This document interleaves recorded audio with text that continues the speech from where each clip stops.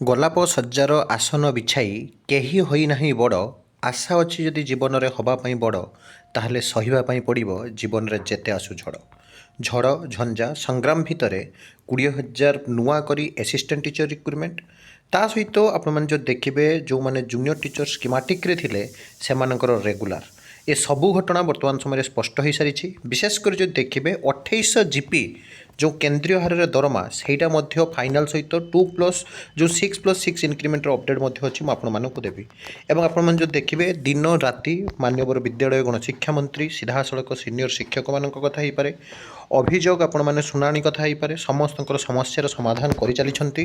ନିଶ୍ଚିତ ଭାବରେ ଯେଉଁ ଐତିହାସିକ ନିଷ୍ପତ୍ତି ମାନ୍ୟବର ବିଦ୍ୟାଳୟ ଗଣଶିକ୍ଷା ମନ୍ତ୍ରୀ ସାଙ୍ଗକୁ ମାନ୍ୟବର ମୁଖ୍ୟମନ୍ତ୍ରୀ ମୋହନ ଚରଣ ମାଝୀ ଯାହା ନେଇଛନ୍ତି ତାହା ବାସ୍ତବରେ ରାଜ୍ୟର ଶିକ୍ଷା ବ୍ୟବସ୍ଥାକୁ ଉନ୍ନତର ଚରମ ସୀମାରେ ପହଞ୍ଚାଇବ, ସେଥିରେ ସନ୍ଦେହର ତିଳ ହେଲେ ମଧ୍ୟ ଅବକାଶ ନାହିଁ। ମୁଁ ଆପଣଙ୍କୁ ପ୍ରଥମେ ଦେଖାଉଛି, ଦେଖନ୍ତୁ, ତାପରେ ଏହିସବୁ କଥା ମଧ୍ୟ ଆଲୋଚନା କରିବି। INPR ଡିପାର୍ଟମେଣ୍ଟ ତରଫରୁ ଆପଣଙ୍କର ପ୍ରଥମ ନୋଟିସ୍ ଦେଖିଦିଅନ୍ତୁ। ରିସେଣ୍ଟଲି ରାଜ୍ୟ ବିଦ୍ୟାଳୟ ଗଣଶିକ୍ଷା ବିଭାଗ ନିମନ୍ତେ 2026-27 ଆର୍ଥିକ ବର୍ଷ ପାଇଁ ଆଜି ଖର୍ଚ୍ଚ ଦାବି ଆଲୋଚନା ବିଧାନସଭାରେ ଗୃହୀତ ହୋଇଛି।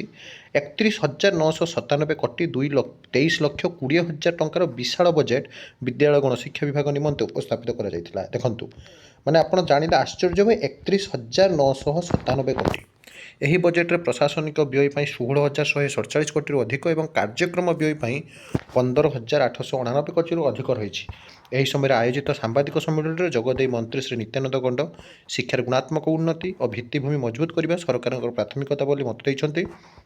ଗୋଦାବରୀଶ ମିଶ୍ର ଆଦର୍ଶ ବିଦ୍ୟାଳୟ ସଂଘକୁ ନୂଆ ନିଯୁକ୍ତି ମୁଁ ଆପଣମାନଙ୍କୁ ଦେଖାଇ ଦେଉଛି, ଦେଖନ୍ତୁ, ଯାହାକି ଆଗାମୀ ଦିନରେ ନୂଆ ନିଯୁକ୍ତି ଏଇଟା ଆପଣମାନେ କ୍ଲିଅରଲି ଦେଖନ୍ତୁ। ଏବଂ ଆଜିର ପେପର ବି ମୁଁ ତୁମକୁ ଆପଣମାନଙ୍କୁ ଦେଖାଉଛି, ଏଠି ଦେଖନ୍ତୁ।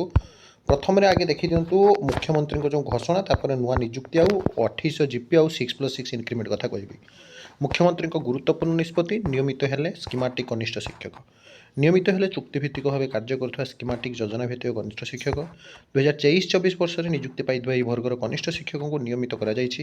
ଏହାଦ୍ୱାରା ରାଜ୍ୟର 13,000ରୁ ଉର୍ଦ୍ଧ୍ୱ ଚୁକ୍ତିଭିତ୍ତିକ କନିଷ୍ଠ ଶିକ୍ଷକ ଉପକୃତ ହେବେ। ଚାକିରି ଯୋଗଦାନ ସମୟରୁ ନିୟମିତ ପିଛିଲା ଭାବେ ଜାନୁଆରୀରୁ ନିୟମିତ କର୍ମଚାରୀଙ୍କ ଭଳି ଦରମା ଲାଗୁ। ଉପକୃତ ହେବେ 13,000ରୁ ଅଧିକ ଶିକ୍ଷକ। ଏବଂ ଆପଣ ଯଦି ଦେଖିବେ ସେମାନଙ୍କର ଇନକ୍ରିମେଣ୍ଟ ମଧ୍ୟ ମିଳିବ, ଯେଉଁଥିରେ କି 6+6 ଇନକ୍ରିମେଣ୍ଟ ପୁରାପୁରି ଫାଇନାଲ ମିଳିବ। ଆପଣମାନେ ଏଇଟା ପୁରା ଜାଣି ରଖନ୍ତୁ। ଯେଉଁମାନେ ବି କହୁଛନ୍ତି ଆମ ପାଇଁ କିଛି ବେନିଫିଟ୍ ନାହିଁ, ଭୁଲ।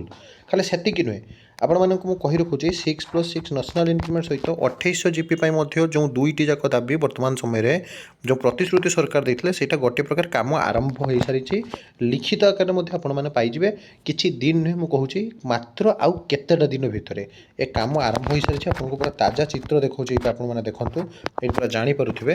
ଏବଂ ବାସ୍ତବରେ ଯେଉଁମାନେ ଆଗ ଧାଡ଼ିରେ ରହି କାମ କରୁଛନ୍ତି ନା, ସେମାନଙ୍କୁ ବହୁତ ବହୁତ ଧନ୍ୟବାଦ। ଏଇଠି ଆପଣମାନେ ଦେଖିଲେ ଆଶ୍ଚର୍ଯ୍ୟ ହେବେ, ଦେଖନ୍ତୁ, ଭିତ୍ତିଭୂମିର ଉନ୍ନତି ପାଇଁ 930 କୋଟିରୁ ଅର୍ଥ ବ୍ୟୟବରାଦ କରାଯାଇଥିଲା ଏବଂ ନୂତନ ଶ୍ରେଣୀଗୃହ, ଶୌଚାଳୟ, ବିଦ୍ୟାଳୟ ମରାମତି ସାଙ୍ଗକୁ ସବୁଠାରୁ ବଡ଼ କଥା, ଏପର୍ଯ୍ୟନ୍ତ 22,502 ଜଣ ଶିକ୍ଷକ ନିଯୁକ୍ତି ହୋଇଥିଲା ବେଳେ ଚଳିତ ବର୍ଷ ଆଉ 20,000 ପଦବୀ ପୂରଣ ପାଇଁ ମଧ୍ୟ ଯୋଜନା ରହିଛି। ଏବଂ ଆପଣମାନେ ଏଇଠି ମଧ୍ୟ ଦେଖିପାରିବେ, ଦେଖନ୍ତୁ, ଯେ 20,000 ଶିକ୍ଷକ ନିଯୁକ୍ତି ଆଗାମୀ ଦିନରେ ସରକାର ଆଣିବାକୁ ଯାଉଛନ୍ତି। ଆସନ୍ତା 3 ବର୍ଷରେ 45,000 ଶିକ୍ଷକ ନିଯୁକ୍ତି। ଜିଲ୍ଲା ଯାଞ୍ଚ କମିଟିର ରିପୋର୍ଟ ପରେ ରି-ଓପନ୍ ହେବ 46 ସ୍କୁଲ। ଗୋଦାବରୀଶ ମିଶ୍ର ଆଦର୍ଶ ପ୍ରାଥମିକ ବିଦ୍ୟାଳୟ ପାଇଁ 1,010 କୋଟି ଟଙ୍କା। ତେଣୁ 2800 ଜିପି କଥା ମଧ୍ୟ ବର୍ତ୍ତମାନ ସମୟରେ ଆପଣଙ୍କର ଯାହାକି ଆଲୋଚନା ହେଉଛି ନେ ଡେଫିନେଟଲି ହେବ। ଏଇଟା ଆପଣମାନେ ଲେଖି ରଖନ୍ତୁ, ମୁଁ ଆଜି ଆପଣଙ୍କୁ କହୁଛି। 2800 ଜିପି ସାଙ୍ଗକୁ ଯଦି ଆପଣମାନେ ଦେଖିବେ 6+6 ଇନକ୍ରିମେଣ୍ଟ, ଅର୍ଥାତ୍ ସବୁ ସ୍ତରରେ ଶିକ୍ଷାକୁ ଗୁଣାତ୍ମକ ଦେବା ପାଇଁ ସରକାର ବର୍ତ୍ତମାନ ସମୟରେ ଦୃଢ଼ ପରିକରବଦ୍ଧ। ସରକାର ପୁରା କାମ କରୁଛନ୍ତି। ତ ଇଏ ଥିଲା ବଡ଼ ଅପଡେଟ୍। ପୁଣି ଥରେ କନିଷ୍ଠ ଶିକ୍ଷକମାନଙ୍କୁ କଂଗ୍ରାଚୁଲେସନ୍। ମାନ୍ୟବର ମୁଖ୍ୟମନ୍ତ୍ରୀ ଶିକ୍ଷାମନ୍ତ୍ରୀଙ୍କୁ ବହୁତ ବହୁତ ଧନ୍ୟବାଦ।